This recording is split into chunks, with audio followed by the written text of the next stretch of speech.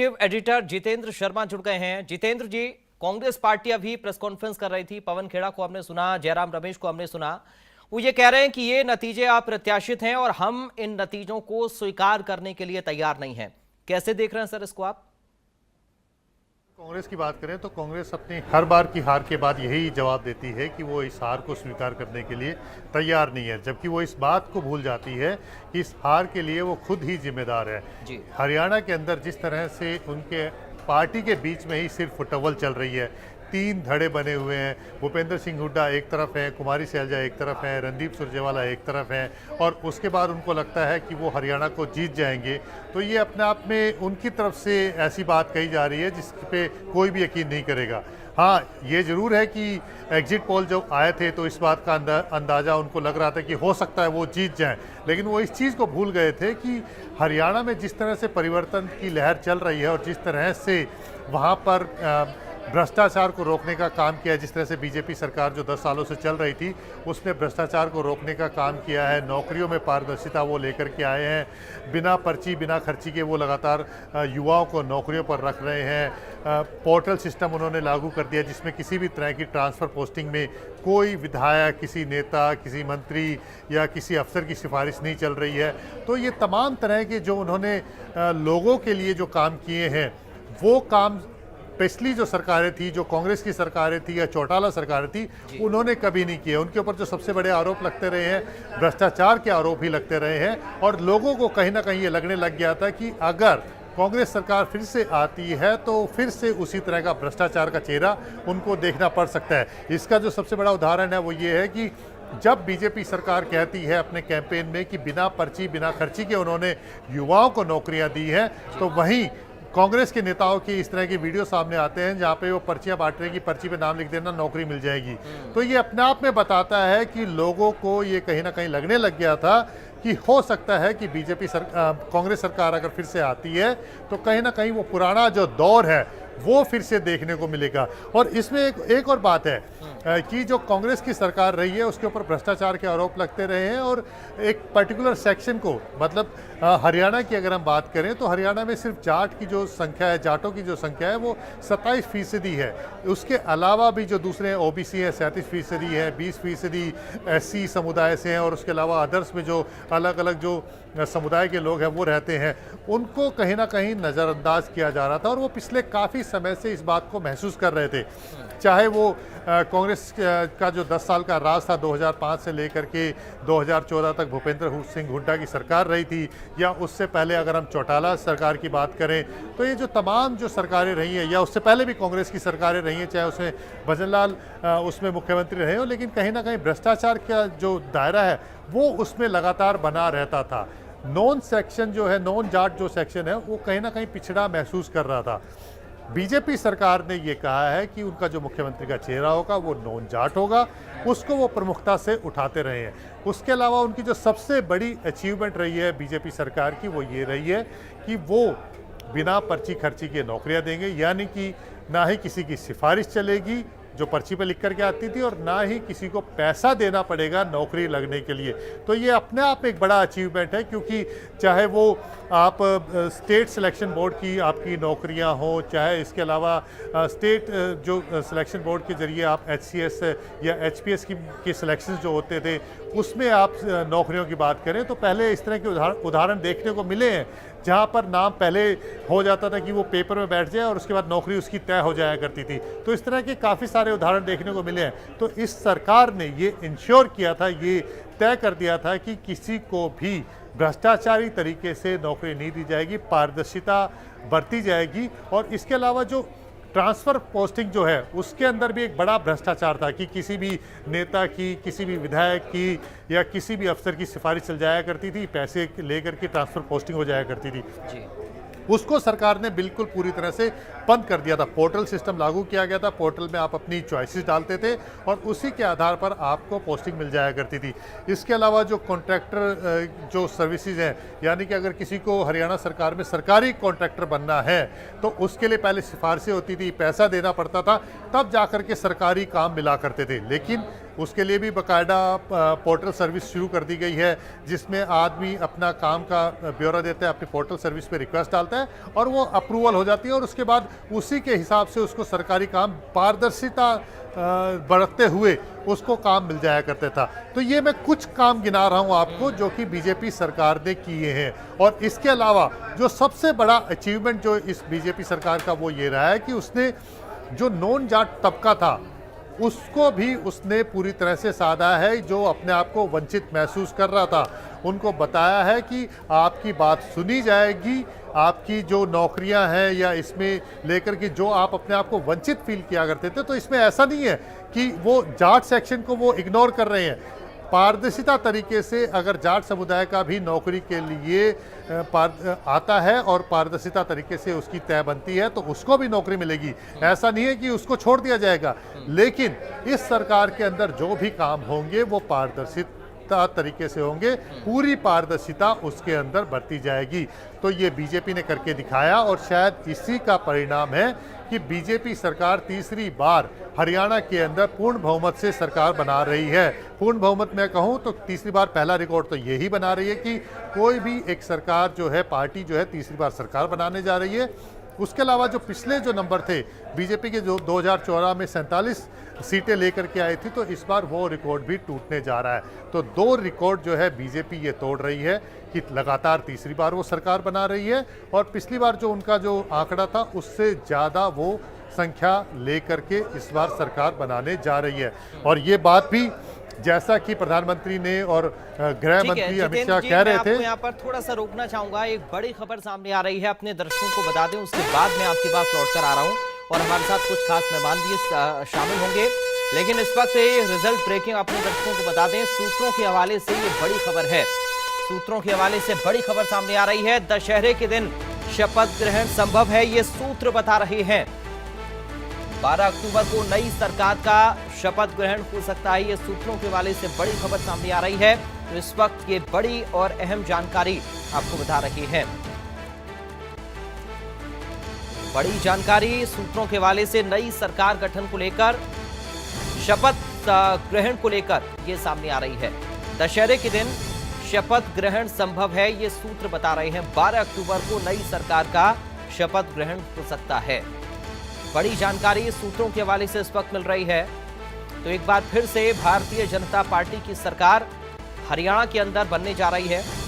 और जैसा कि हमारे senior executive editor Jitendra Sharma ji बता रहे थे कि अपना रिकॉर्ड बीजेपी ने तोड़ा, पिछली बार से ज्यादा अच्छा परफॉर्मेंस बीजेपी की तरफ से किया गया, ज्यादा सीटें आई हैं और एक बार फिर से अब बीजेपी की ही सरकार हरियाणा के अंदर बनेगी, नायब सैनी मुख्यमंत्री होंगे। ये बड़ी जानकारी इस वक्त सूत्रों के हवाले से सामने आ रही है। दशहरे के दिन शपथ ग्रहण संभव माना जा रहा है। तो ये बड़ी खबर इस वक्त सूत्रों के हवाले से आपको बता रहे हैं। 12 अक्टूबर को नई सरकार का शपथ ग्रहण हो सकता है। नायब सैनी दूसरी बार मुख्यमंत्री पद की शपथ लेंगे। एक बार फिर से हरियाणा के मुख्यमंत्री होंगे नायब सैनी और जीत की हैट्रिक लगाई है भारतीय जनता पार्टी ने। तीसरी बार बीजेपी लगातार सरकार प्रदेश के अंदर बनाने जा रही है और 12 अक्टूबर को नई सरकार का शपथ ग्रहण संभव है। और देखिए आदमपुर से इस वक्त एक बड़ी खबर सामने आ रही है, बड़ी जानकारी रिजल्ट के बीच में आदमपुर से आपको बता दें, बड़ी खबर है आदमपुर से। आदमपुर में भव्य बिश्नोई की हार हुई है। बीजेपी प्रत्याशी भव्य बिश्नोई हारे हैं आदमपुर में। ये बड़ी जानकारी इस वक्त आदमपुर से। कांग्रेस के चंद्र प्रकाश 565 वोटों से जीते हैं। आदमपुर में भव्य बिश्नोई की हार हुई है, बड़ी जानकारी इस वक्त सामने आ रही है। तो इस वक्त ये बड़ी और अहम जानकारी आदमपुर से आपको दे रहे हैं। भव्य बिश्नोई की हार हो गई है आदमपुर से। बीजेपी प्रत्याशी भव्य बिश्नोई हार गए हैं आदमपुर में। कांग्रेस के चंद्र प्रकाश महज 565 वोटों से जीतने में कामयाब हो गए हैं। तो आदमपुर से इस वक्त ये बड़ी खबर है, बड़ी जानकारी आदमपुर से है। भव्य बिश्नोई की हार हुई है आदमपुर में। हार का सामना भव्य बिश्नोई को आदमपुर में करना पड़ा है। बीजेपी प्रत्याशी भव्य बिश्नोई हार गए हैं आदमपुर। कांग्रेस के चंद्र प्रकाश 565 वोटों से जीतने में कामयाब रहे हैं। बड़ी जानकारी इस वक्त आदमपुर से आपको दे रहे हैं। आदमपुर में बीजेपी कैंडिडेट भव्य बिश्नोई की हार हुई है।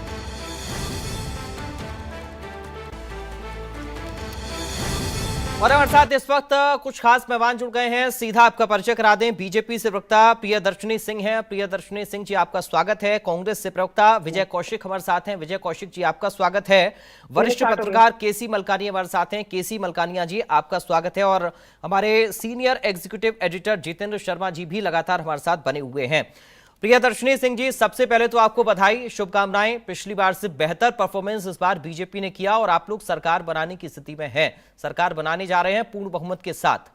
लेकिन यह हुआ कैसे? क्या इसके पीछे आप लोगों की रणनीति रही और क्या इन नतीजों की उम्मीद आप लोगों ने की थी? प्रियदर्शनी जी, पहला रिएक्शन आपका। देखिए, मैं आपको बताऊं, जिस तरीके से हम जनता के बीच में गए हैं, जनता के कामों को लेके, तो मैं और मुझे लगता है कि तमाम भारतीय जनता पार्टी आश्वस्त थी कि हम तीसरी बार, और हरियाणा के इतिहास में, पॉलिटिकल इतिहास में ये अपने आप में स्वर्ण अक्षरों में लिखा जाएगा कि एक पार्टी जो तीसरी बार और इतने बड़े मैंडेट के साथ, तीसरी बार इतना बड़ा मैंडेट आना, ये साफ दिखाता है कि 10 साल हमने किस तरीके से जनता के लिए काम किया है। पहली बात। दूसरी बात कि जो हमारी योजनाएं थी धरातल पे, चाहे मैं अभी आपके सीनियर जर्नलिस्ट भी बात कर रहे थे कि किस तरीके से जो जनता पे योजनाएं थी जो हमारी, वो धरातल पे लोगों को दिख रही थी। चाहे हमारी योजनाएं जो बुजुर्ग महिलाओं को 3,000 रुपए पेंशन का मामला हो, या फिर हम जब बात करते हैं हैप्पी कार्ड की, या हम बात करते हैं वो येलो कार्ड की, परिवार पहचान पत्र 12 लाख से भी ज्यादा परिवारों को इससे फायदा मिला है। और ऐसी तमाम योजनाएं, 500 रुपए का गैस सिलेंडर, एनएचएम कर्मचारियों को 6 पे कमीशन देना, हुड्डा साहब के समय पे ये हम इस बात को नकार नहीं सकते हैं कि मात्र 7,000 या 8,000 रुपए तनख्वाह मिलती थी। आज 6 पे कमीशन हरियाणा में अगर लागू किया है तो हमने किया है। 7th पे कमीशन भी अगर किसी ने लागू किया है तो हमने किया है। तो ऐसा कोई वर्ग नहीं था जो अछूता था। दूसरी बात, हमारे पास एक नायाब मुख्यमंत्री थे, नायाब सिंह सैनी, जिनके चेहरे पे हमने चुनाव लड़ा और वो चेहरा सफल रहा है। एक ऐसा चेहरा जो किसी परिवार से नहीं आता। इन्होंने तो बकौती बना रखी थी कांग्रेसियों ने। इनको लगता था कि हमारी, हुड्डा साहब खुद बोलते थे, मेरी चौथी पीढ़ी है जो राजनीति में है। राजनीति कोई पीढ़ियों का काम नहीं है, राजनीति एक सेवा का काम है, और सेवा किसी से भी आ सकती है। आज भारतीय जनता पार्टी ने साबित कर पाया है कि एक आम कार्यकर्ता के अंदर भी वो उत्सुकता है, वो भावना है कि आज एक किसान का लड़का भी, एक गरीब घर से आया हुआ लड़का भी इस सूबे का मुख्यमंत्री बन सकता है। क्या कांग्रेस में ऐसा हो सकता है? कांग्रेस एक प्राइवेट लिमिटेड कंपनी की तरह चलाने की कोशिश की जा रही है कि पहले पिताजी, फिर बेटा जी, फिर उससे छोटे बेटा जी, ऐसे एक पॉलिटिकल पार्टी और संगठन नहीं चलता। दूसरी बात, कांग्रेस की जो सबसे बड़ी कमी रही है, जो मुझे लगता है कि सब लोग स्वीकारेंगे, और आज मंथन और चिंतन का वक्त है, तो मुझे लगता है कि कांग्रेस की भी, मेरे जो साथी प्रवक्ता होंगे या साथी लोग जो सुनेंगे, वो भी इस बात को मानेंगे कि बिना संगठन के आप कैसे कोई चुनाव जीत सकते हैं? कैसे कोई बिना कार्यकर्ता के, बिना संगठन के? आपके पास संगठन के नाम पे 22 जिलों में एक अध्यक्ष भी नहीं था। आपने ना जिला अध्यक्ष बनाए, ना कार्यकारिणी की टीम बनाई, ना आपके पास ऐसे कोई जमीन पे पदाधिकारी। तो आप किसकी जिम्मेदारी पे, किसके बूते पे आप चुनाव लड़ने की कोशिश कर रहे थे? तो ये जो फसाड, इन्होंने गलत नैरेटिव फैलाने की कोशिश की, ये भी काम नहीं आया। उसके बाद वंचित वर्ग की एक महिला को, देखिए, हम ये कांग्रेसी कुछ भी बोले, लेकिन आपने एक वंचित वर्ग की महिला को अपमान किया है। हकीकत है, ये इन्होंने किया था। और हकीकत है कि बापू बेटे ने पूरी कांग्रेस को कब्जा कर रखा था। जिस व्यक्ति ने अपनी ही पार्टी को कब्जा कर रखा था, जनता को समझ में आ गया था कि हरियाणा का क्या हाल करेंगे। और जनता ये भी नहीं भूली थी कि किस तरीके से हुड्डा साहब के समय पे, हुड्डा साहब मुख्यमंत्री थे ही नहीं, हरियाणा के मुख्यमंत्री थोड़ी थे, वो तो प्रॉपर्टी डीलिंग का काम कर रहे थे। माफ करिएगा, मुझे अपनी शब्दावली में ये बोलना पड़ रहा है, लेकिन ये हकीकत है कि हुड्डा साहब इस सूबे के मुख्यमंत्री की तरह नहीं काम कर रहे थे, क्योंकि मुख्यमंत्री का काम होता है जनता की सेवा करना, ना कि जीजा जी की सेवा करना।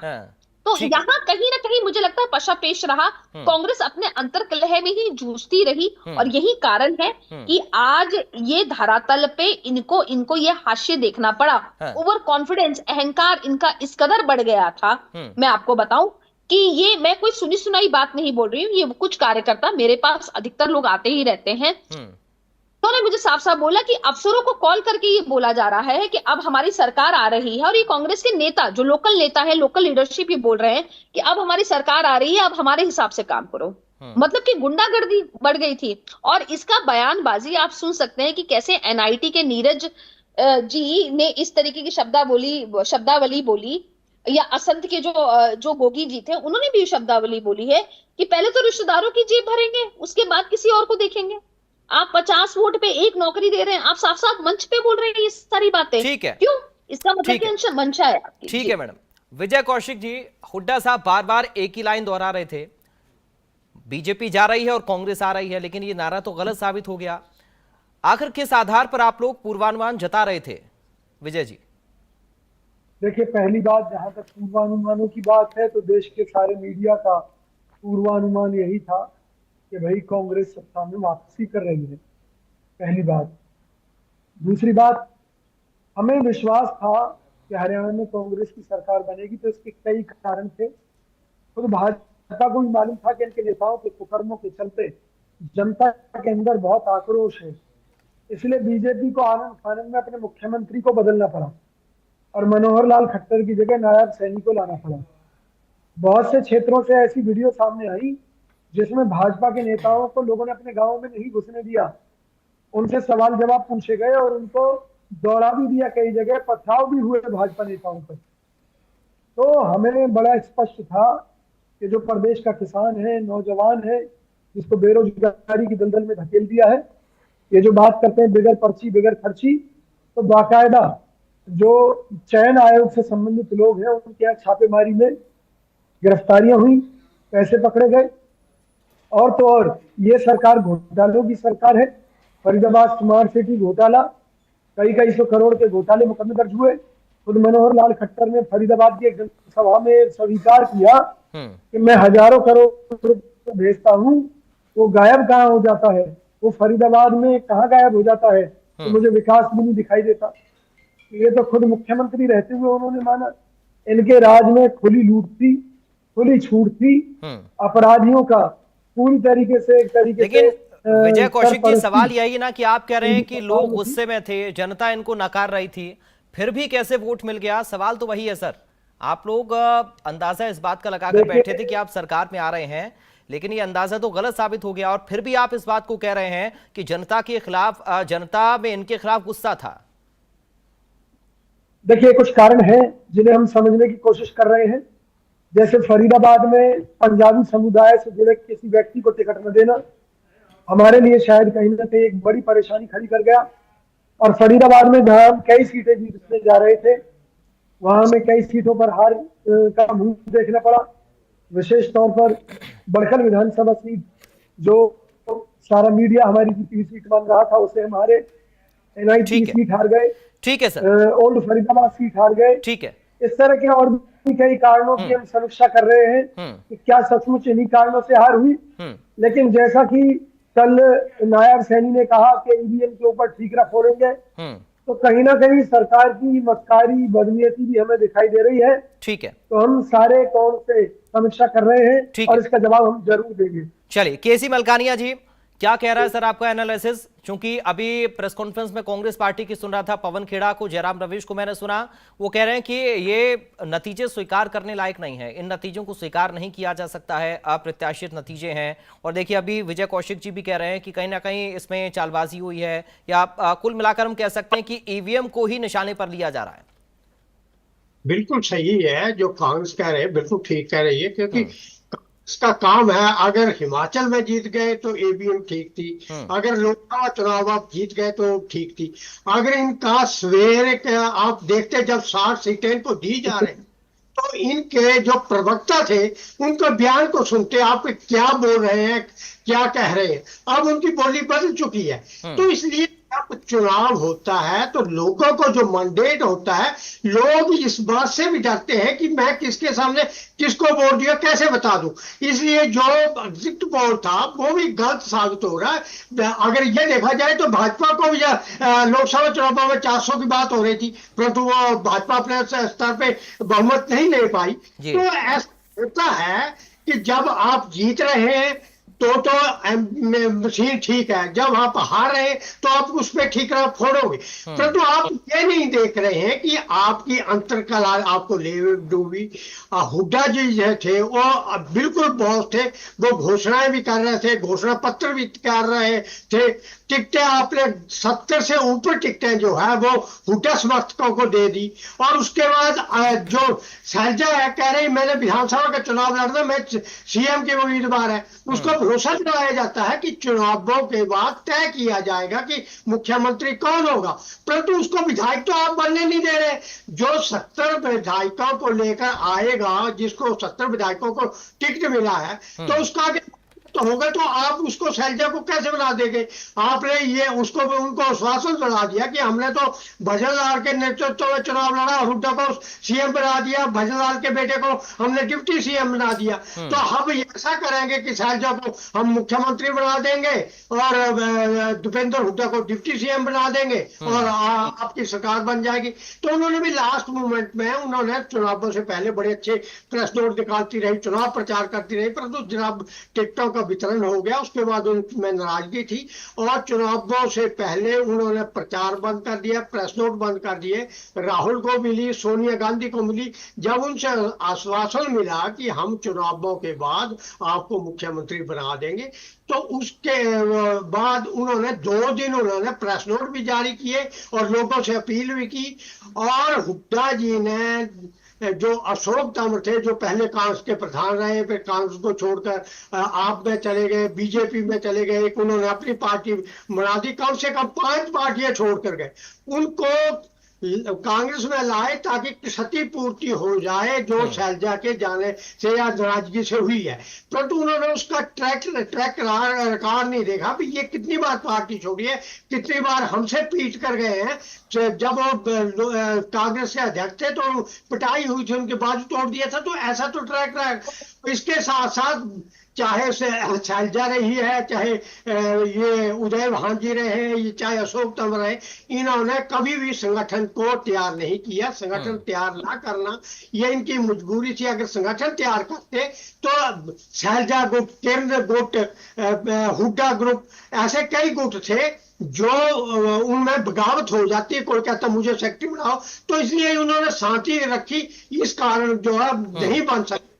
तो जब आपके पास कार्यकर्ता नहीं है, संगठन नहीं है, तो उसका जो है खुमाजा पार्टी को भुगतना पड़ता है। और भाजपा ने भी कई डिसीजन ऐसे स्ट्रॉन्ग डिसीजन लिए हैं जिनका हो सकता था अगर भाजपा हार जाती तो हम उसको ठीक रहा बोलते, चाहे रामविलास शर्मा को टिकट नहीं देना या कविता जैन या कुछ नेता को छोड़ा। कांग्रेस के पास इतना दम नहीं था, जो बड़े नेता थे उनके टिकट। ठीक है केसी मलकानिया जी। जितेंद्र शर्मा जी, क्या ये बड़े फैक्टर रहे हैं? एक तो सिर्फ टवल पार्टी के अंदर बहुत रहा, गुटबाजी होती रही, सबके अपने अपने गुट और सब अपने आप में हेड बनते रहे, और दूसरा ये कि संगठन की एक बड़ी कमी रही जिसको लेकर लगातार सवाल उठ भी रहे थे पार्टी के अंदर से भी। जितेंद्र जी,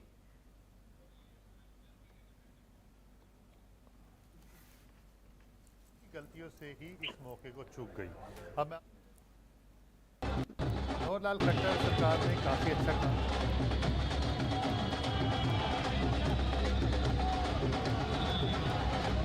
किया जिससे कि पारदर्शिता बनी रहे।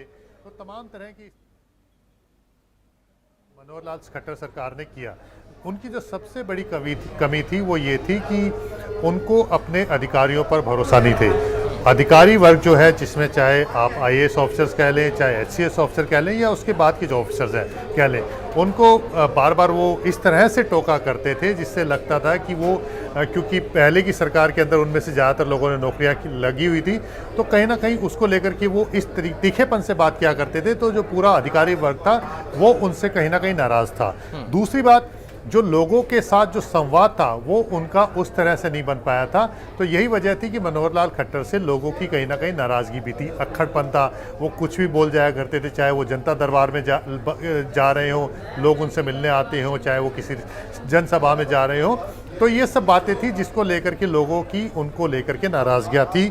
और ख़ासकर जो सरकार के अंदर जो लोग हैं, जो उनकी जो सरकारी योजनाएं थी जो उन्होंने अच्छी शुरू की थी, उसको प्रमुखता से लोगों तक लेके जाना हो, उसमें भी कहीं ना कहीं कमी रही है, ये बात बिल्कुल माननी पड़ेगी।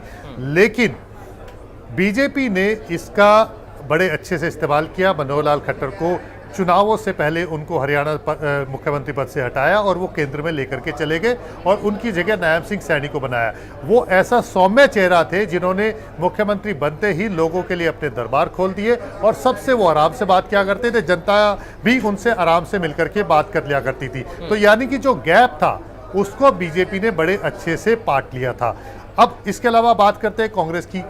कांग्रेस इस मौके को बड़े अच्छे से बुना सकती थी, क्योंकि जो गैप था, जो सरकारी जो अच्छी योजनाएं थी, उसको जो अधिकारी धरातल पर नहीं लेके जा पाए थे, लोगों तक योजनाएं नहीं पहुंच पाई थी, जिसको खुद बीजेपी वाले लोग भी अच्छे से नहीं पहुंचा पाए थे, उस चीज़ को अच्छे से बुना सकती थी। लेकिन कांग्रेस के अंदर जो 3 धड़े बन गए थे, भूपेंद्र सिंह हुड्डा को लग रहा था कि वही सब कुछ कर लेंगे, कुमारी शैलजा कह रही थी कि मैं ही हरियाणा की मुख्यमंत्री बनूंगी क्योंकि मैं सोनिया गांधी जी के करीब हूँ, रणदीप सुरजेवाला को लग रहा था कि मैं ही मुख्यमंत्री बन जाऊंगा क्योंकि मैं राहुल गांधी के करीब हूँ, भूपेंद्र सिंह हुड्डा ये कहते थे कि मेरा ही बेटा मुख्यमंत्री बनेगा या मैं बनूंगा, इसीलिए उन्होंने अपना प्रदेश अध्यक्ष भी लगा लिया था और अपनी मनमर्जी के हिसाब से टिकटें भी बांटनी शुरू कर दी थी। तो जो सिर्फ फुटअव्वल जो कांग्रेस के अंदर जो चल रही थी, तो उसी के अंदर वो उलझे रहे और जो कमियां थी बीजेपी को की जो कमियां थी उसको अगर वो ठीक से भुना पाते एकजुट रह करके, तो निश्चित तौर पर उनके परिणाम अच्छे हो सकते थे। जो 35 सीटें आज जीतने की स्थिति में है,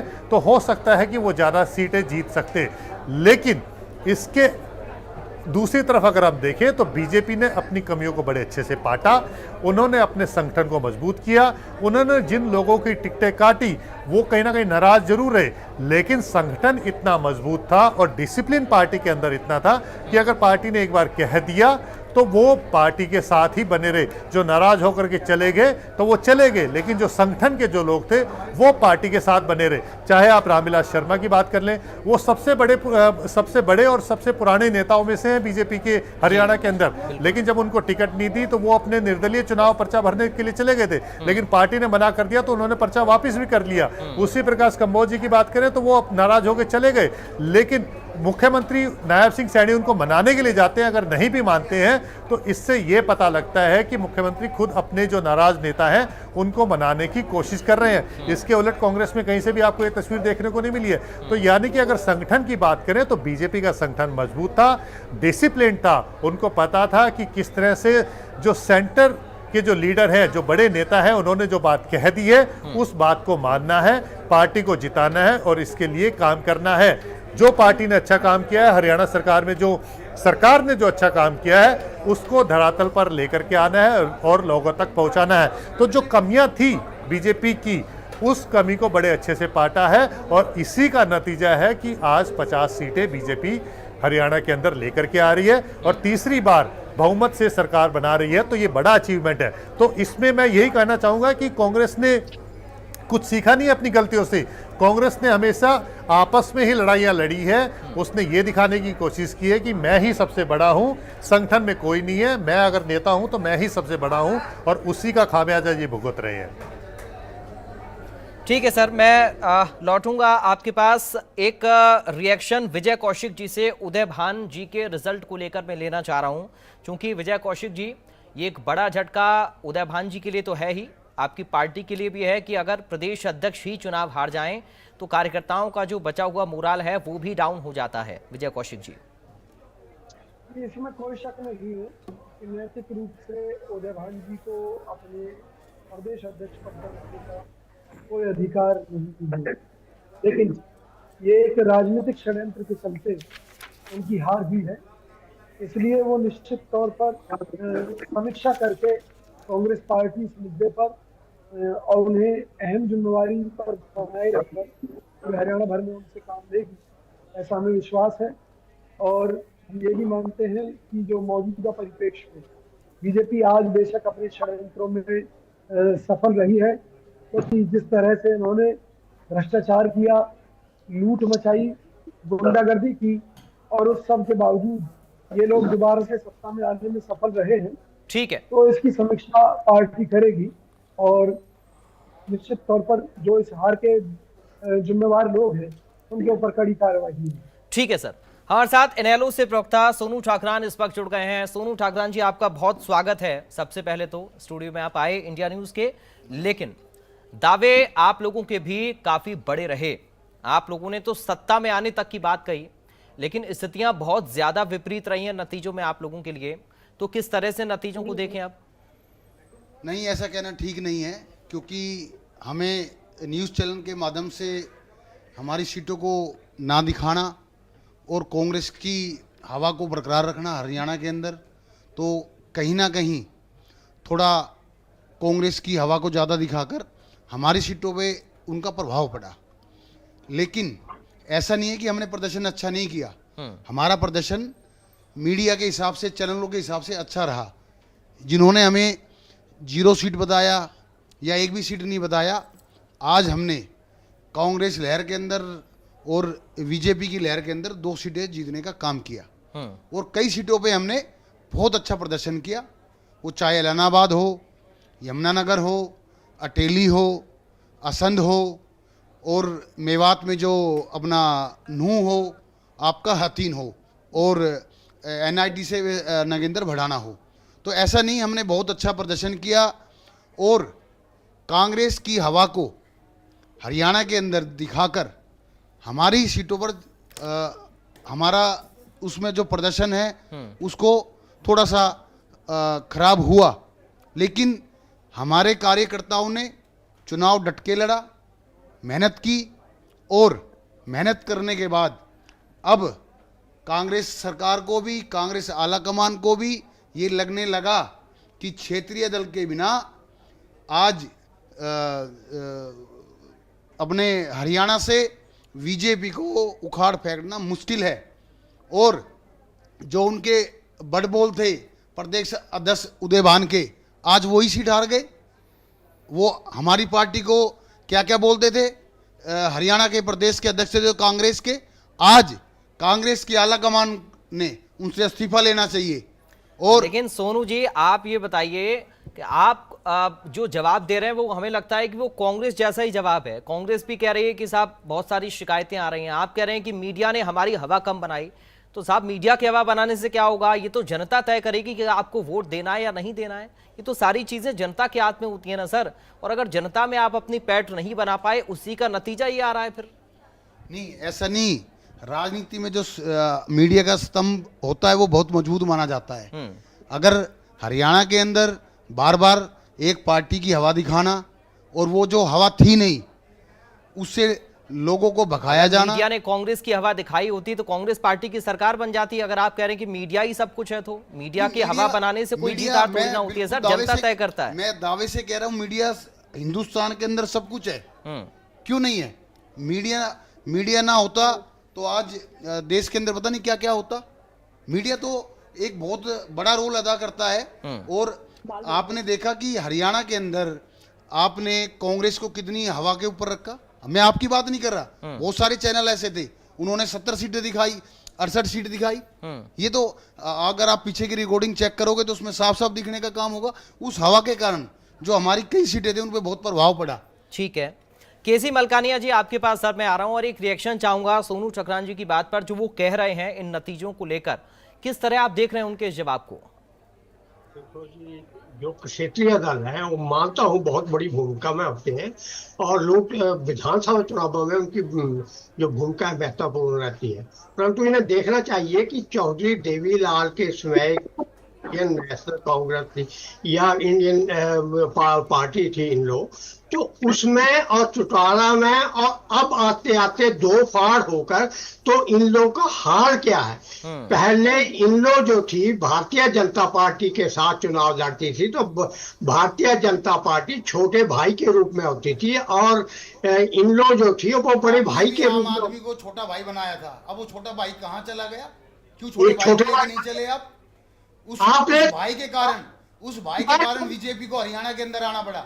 आपका भाई कहाँ गया? आपने भाई था आपका या सौतेला भाई था या उधार का भाई था?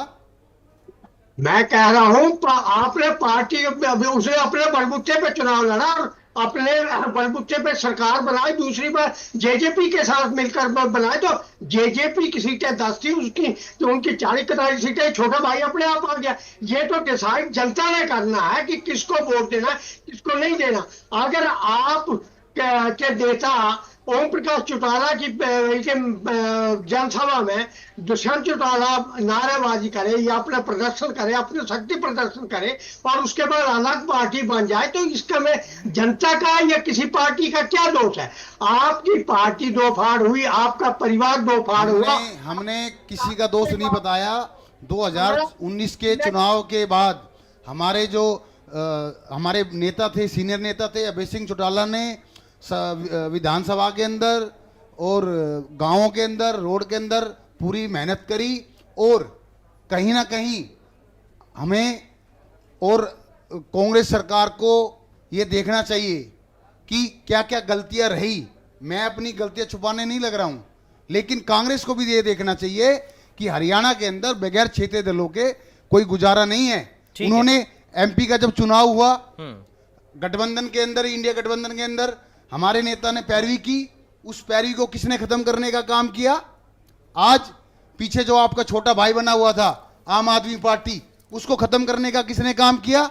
अगर ये भाई आपके साथ होते तो हम हरियाणा से बीजेपी को बाहर रास्ता दिखाने का काम करते।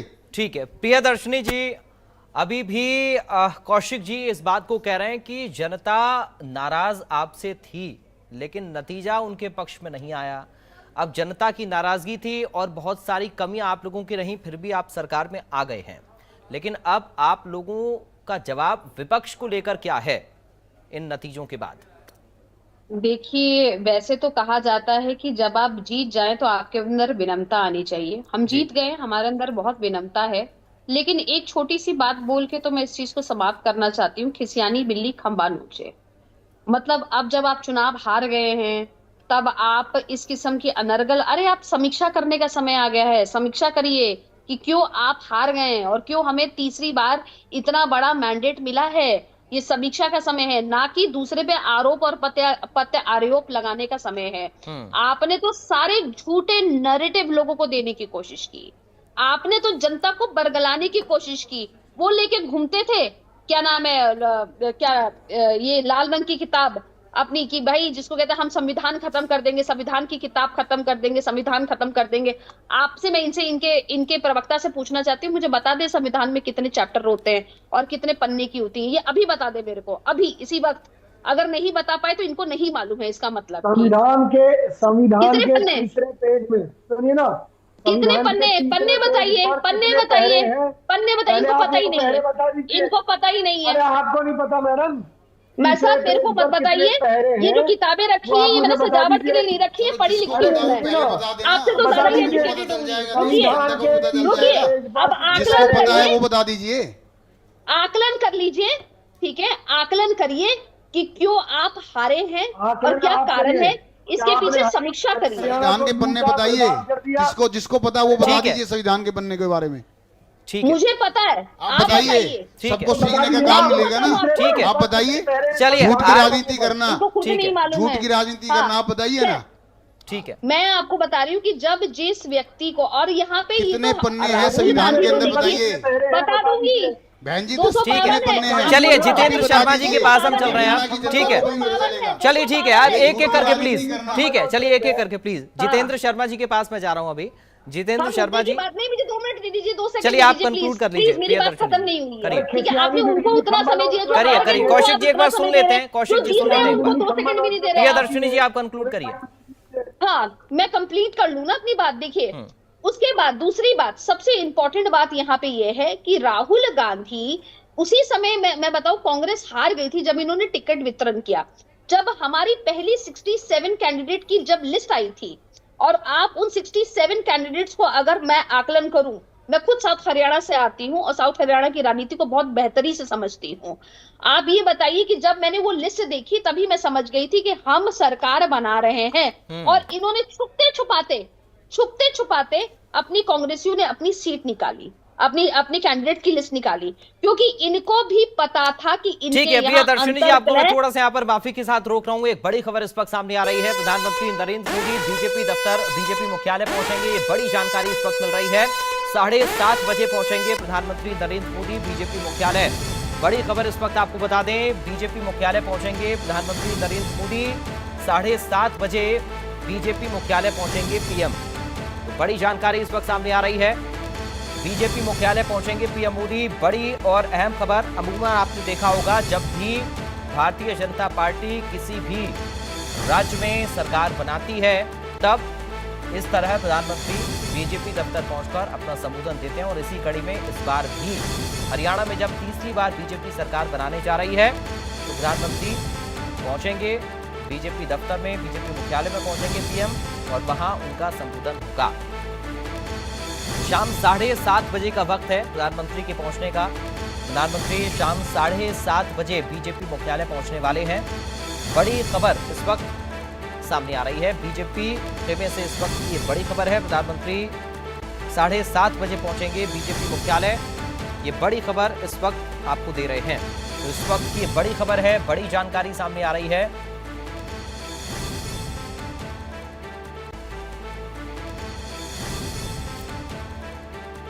और ये जीत के जश्न की भी तस्वीरें लगातार मिल रही हैं। आपकी स्क्रीन पर इस वक्त आप देख सकते हैं, एक दूसरे को मीठा खिलाकर, मुंह मीठा करते हुए कार्यकर्ता जीत का जश्न मना रहे हैं। और साथ ही ढोल नगाड़ों की थाप पर जमकर डांस करते हुए नजर आ रहे हैं, नाच गाते हुए नजर आ रहे हैं। नायब सैनिक की तस्वीरें जो अपने परिवार के साथ पहुंचे पूजा अर्चना करने के लिए। जीत के बाद मीडिया से भी बातचीत की। इस जीत का श्रेय प्रधानमंत्री नरेंद्र मोदी को उन्होंने दिया, और उसके साथ ही जनता का भी आभार प्रकट किया है नायब सैनी ने। लगातार तस्वीरें सामने आ रही हैं, रिएक्शन सामने आ रहे हैं। और ये कालका से तस्वीरें आप देख रहे हैं, जहां शक्ति रानी शर्मा ने जीत दर्ज की है, भारतीय जनता पार्टी की कैंडिडेट। उनके समर्थन में एक रोड शो का आयोजन किया गया है। सांसद कार्तिकेय शर्मा भी इस रोड शो में आप खुली जीप में सवार देख सकते हैं, जो कि जनता का धन्यवाद कर रहे हैं। और ये तस्वीरें अनिल विज, जो हरियाणा के पूर्व गृह मंत्री हैं, उनके समर्थक उन्हें बधाई देने के लिए पहुंचे। और लगातार अलग अलग खेमों से ये तस्वीरें जीत के जश्न की सामने आ रही हैं। तो सुबह से लगातार इंडिया न्यूज हरियाणा एक तस्वीर आप तक पहुंचा रहा है, और ये बता रहा है कि आखिर किस सीट पर किस पार्टी के किस कैंडिडेट ने जीत दर्ज की, कितना अंतर रहा, और दिग्गजों की स्थिति आखिर इस चुनाव में क्या रही। इस बार बीजेपी पूर्ण बहुमत के साथ सरकार बना रही है, और पहले से भी ज्यादा सीटों के साथ तीसरी बार यह सरकार लगातार बीजेपी की हरियाणा के अंदर। नायब सैनी दूसरी बार मुख्यमंत्री होंगे हरियाणा के, दूसरी बार मुख्यमंत्री पद की शपथ नायब सैनी लेंगे। जीत के दावे सभी दलों ने चुनाव से पहले किए, मतगणना से पहले तक किए, लेकिन नतीजों के बाद जनता ने अपना फैसला सुना दिया है। और जनता का फैसला है कि बीजेपी एक बार फिर से सरकार बनाने जा रही है। तो ये तस्वीरें लगातार जीत के जश्न की सामने आ रही हैं, बड़ी खबरें मिल रही हैं, और हर एक सीट का अपडेट हम आपको दे रहे हैं।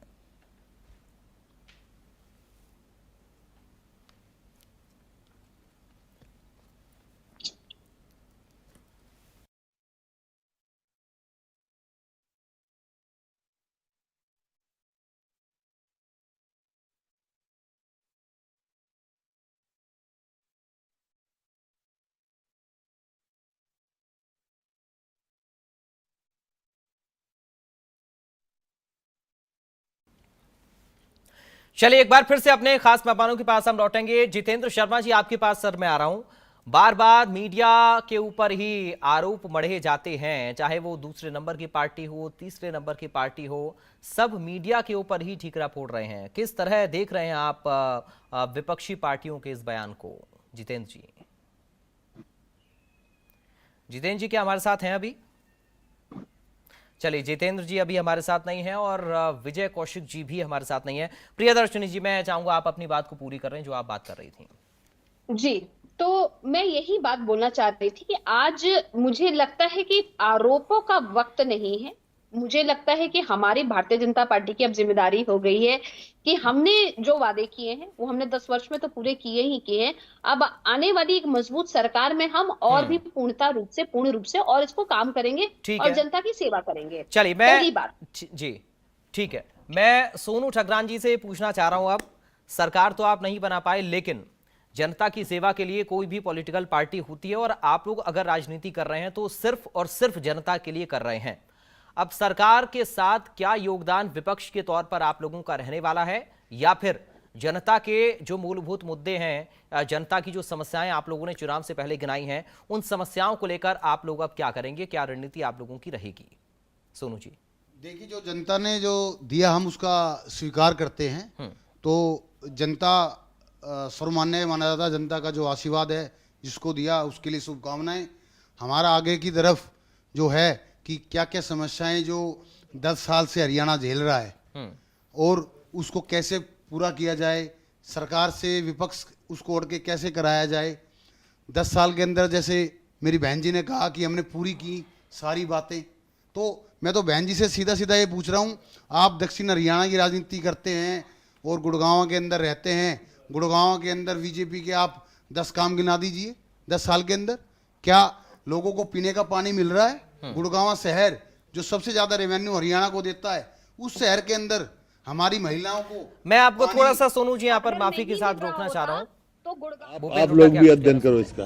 सर एक आखिरी सवाल सर, इस चुनाव में आप लोग भी अध्ययन करो। सर, इंडिया गठबंधन इस चुनाव में एकजुट नहीं रह पाया। आम आदमी पार्टी के साथ आप लोगों की बातचीत चली, जो बन नहीं पाई बात, समाजवादी पार्टी के साथ गठबंधन की बात नहीं हुई। क्या मानते हैं? आपको हमारी बात क्या पता, गठबंधन समाजवादी के साथ कोई बात ही नहीं चली हमारी, ना उन्होंने कहा कभी ना बात। पार्टी ने कहा कि अगर अलायंस होता हमारा तो आम आदमी चला था, हमने ऑफर किए थे, लेकिन आपने देखा क्या परफॉर्मेंस क्या थी। उस कमी की वजह से क्या ये परिणाम आया? अरे नहीं, ये क्या अलायंस की बात है, नहीं हमारे वो हुआ। सर इसी से एक जुड़ा, सर इसी से एक मिनट में सीपीएम ने मांगी सीट हमें दे दी। अगर आम आदमी पार्टी भी अपने उसके हिसाब से मांगती, जो ड्यू था उसका हम जरूर देते। हमने तो ऑफर किया था, बस हो हमारी पद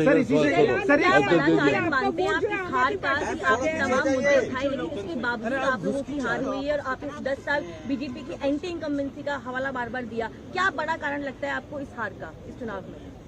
बता दो जी आप। सर इससे एक सवाल, शिवसेना की पार्टी के पक्ष में कांग्रेस का हो गया। Thank you sir.